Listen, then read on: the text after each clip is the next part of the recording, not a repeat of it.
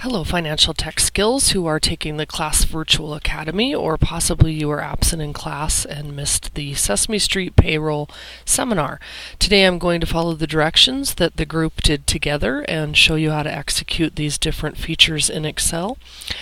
When we gave you this spreadsheet, we intentionally included some things to delete, and we intentionally did not include some things that we could add for the practice of doing so.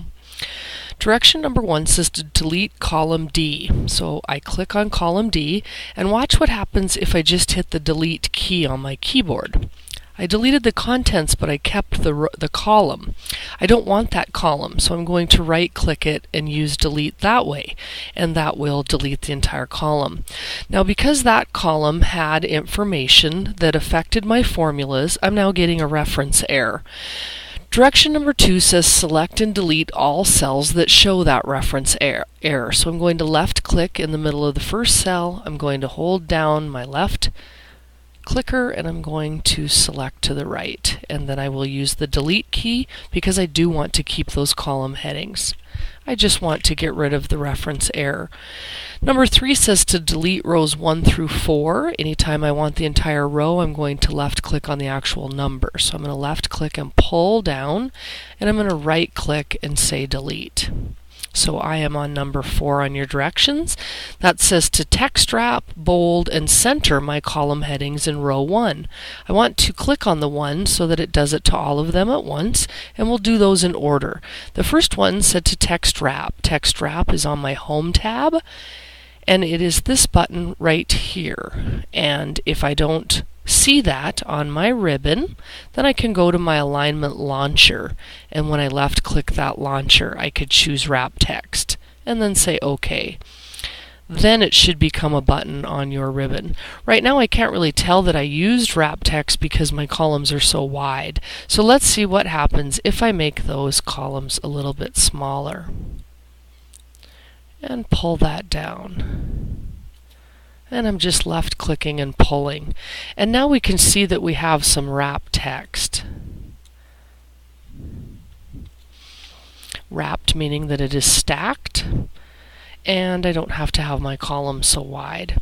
Okay, the next thing says to bold. So again, I have got my entire row selected by left clicking on the 1, and it kept that selected, and I can click my B for bold, and then it says to center, and in my alignment group I'm going to choose center. So now I have some nice looking column headings for my spreadsheet. Number 5 says your screen should look like this, and when we look at our screen and we look at the sample, they do match. So that's exactly what we want. Number 6 says change gross pay to read monthly gross pay. I'm going to left click on that, go up to my formula bar, and type in the word monthly and a space. Number 7 says to insert a formula in cell D2. That's how I know I'm on D2. But I go to D2 and it says a formula that will calculate our monthly gross pay. So I need to type in an equals sign, and that says that a formula is coming, and I would want my hourly rate, and I'm going to multiply, which is shift and the asterisk on number 8, or you can use your right numeric keypad. So I want their hourly rate, and I want to multiply that times the hours that they work, and then they are working, multiply, 52 divided by 12, because there are 52 weeks in a year and there are 12 months, and we're trying to figure out their monthly. Okay, and I click my enter or check mark up here, and that gives me Big Bird's monthly gross pay. And again, we can see the formula that was used. This is a fill handle, and you'll notice on 7A it says use the fill handle to copy to the remaining people. So I'm going to left click and pull the fill handle, and now I have determined the gross salary for all of my employees. Number 8 says to insert a formula in cell E2 to calculate FICA, and anytime we do taxes we take it out of their monthly gross. So I'm going to have equals their monthly gross. I'm going to multiply, and I could do 0.0765 and hit check mark. I'm going to undo that. Notice we have 135.92. I'm going to undo that, and the other way that I can do that formula is to say equals their monthly gross, and actually just type in 7.65%. Forgot to multiply, and my check mark, and I get the same answer. So you can convert that to a decimal, 0.0765, and then don't include the percent sign, or you can type it as an actual percent with the percent sign. And I'm going to left click and pull my fill handle, and now I have my FICA or Social Security tax that's withheld from all of those monthly gross salaries. And then you can see that we are to figure the federal tax in number 9. And again, I'm going to say equals. It's always off of their monthly gross pay. And I'm going to multiply. And it says that that tax value is 12%. Check mark and fill. Next, I need my state tax. And I'm on number 10 in your worksheet. I need equals my monthly gross pay. I'm going to multiply times the 5% that was provided for that tax value. And fill. Now I need their net pay. Oh no, excuse me, I'm on number 11. It says insert a new column to the left of H. So I'm going to click on H. Actually, I'm going to click on G.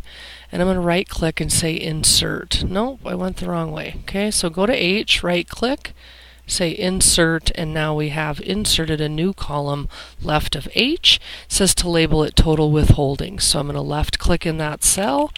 I'm going to type in total withholdings. Notice it's formatted the same way.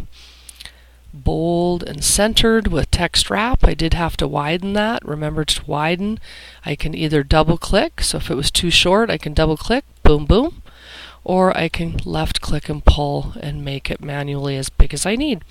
Okay, so we've inserted total withholdings. Now we need a formula for total withholdings. I'm on number 12. And I'm going to say equals, and I can click and say plus, click, plus, click, plus. And that would add up all of those holding amounts, and I can click that. And it gave me a little error message, so I must have had a typo in there. Let's check my formula. Equals E2, which is FICA, correct, plus F2, which is federal, correct, plus G2, which is state. That's correct. Another way that we could do that formula, I'm going to hit undo to get rid of that, and I can go and ask for it to do a sum. It guesses wrong, because obviously to do our total withholdings, I don't want to include things like hourly rate or hours worked, and I would never include monthly gross pay. Those aren't withholdings.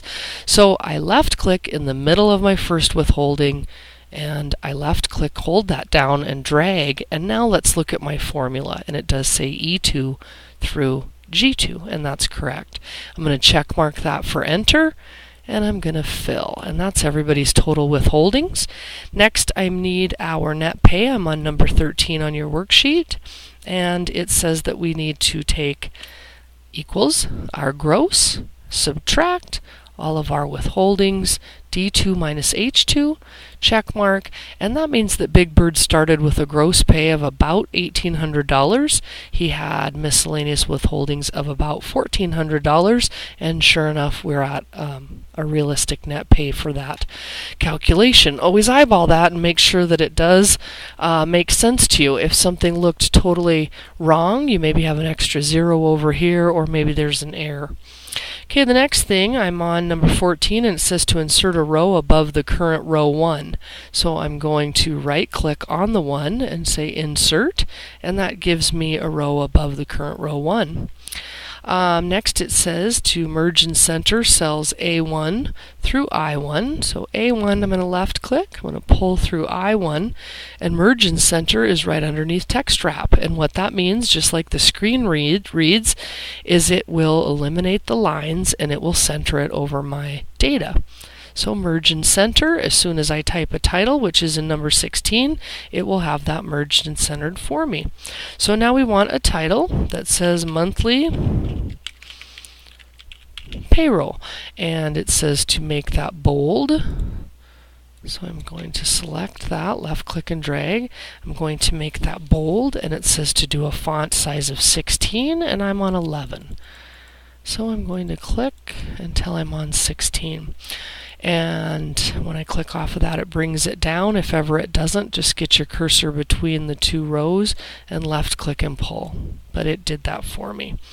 Okay, next on number 17, it says to type total in cell A15. And then it says to put average in A16 and maximum in A17. And finally, minimum. Number 18 says to insert a formula to figure out our totals. And I need to tighten that up. And I'm going to do check mark and fill. Next, I need one for average. Now, what does this mean? We're not wide enough. So double click and double click. Double click. Double click. Okay, now I need average. I'm going to pull this down to average. It certainly guessed wrong, so I'm going to left click and pull so that I tidy up my range to be exactly what I do want the average of. And I check mark. It says 1136. When I look up above, I would guess that is accurate for an average. And I fill. Now I have the average hours worked, the average gross monthly pay, etc., etc. These values right here for hours worked should not be in currency, so I'm going to go into number and say OK, so we can get those off of there. Okay, next we have maximum, same area. It guessed wrong. I'm going to left click and pull, check mark, and fill. Next I need minimum. It guessed wrong. I'm going to tidy that up. That's correct range. Check mark. And when I look up above, is that the minimum value? The minimum rate I'm paying one of my employees? And it most certainly is. Okay, now I'm going to left click and pull.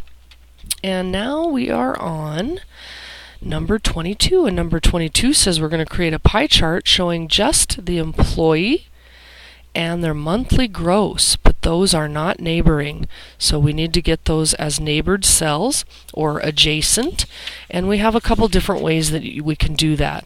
I can left click and pull so that I've selected B and C, and then I can right click and say hide, and then those are neighboring.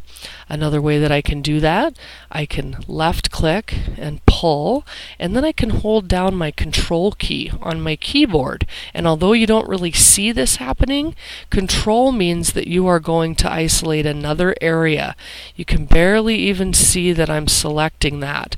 But I did just select employee through Snuffleupagus, monthly gross pay through 639.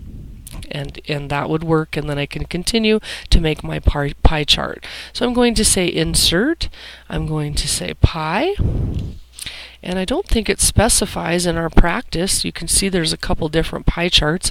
3D pie charts are kind of fun, and I'll click a 3D pie chart.